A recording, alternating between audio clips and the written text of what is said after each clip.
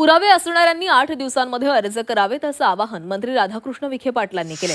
पुरावे असणाऱ्यांना तत्काळ दाखले दिले जातील असंही ते म्हणालेले आहेत। मनोज जरांगे यांच्या 29 ऑगस्टच्या आंदोलनाच्या पार्श्वभूमीवर बैठक घेण्यात आली। विखे पाटलांनी संभाजीनगरमध्ये आयुक्तांसोबत ही बैठक घेतली आणि यावेळी त्यांनी प्रमाणपत्र वाटपाचा विखे पाटलांकडून आढावा घेतला। बैठकीला 8 जिल्ह्यातील जिल्हाधिकारी उपस्थित होते।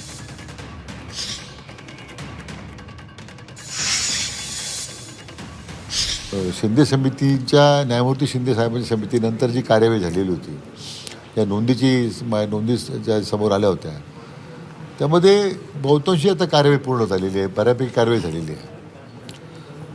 आता मुळातच ज्या काही नोंदी समोर आहेत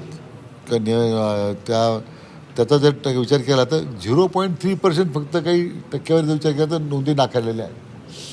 नाही तर बहुतांशी मला वाटतं लोकांच्या नोंदी दिलेल्या आहेत। आणि माझं आपल्या माध्यमातून अजूनही आव्हान आहे की ज्यांना असं वाटतं की आपल्याकडे नोंदी असताना, पुरावे असताना जे काही SOP आपण तयार केलेले आहे ते असतानाही आम्हाला नोंदी मिळत नाही, त्यांनी पुढच्या 8 दिवसामध्ये तात्काळ जिल्हाधिकाऱ्यांकडे अर्ज करावे।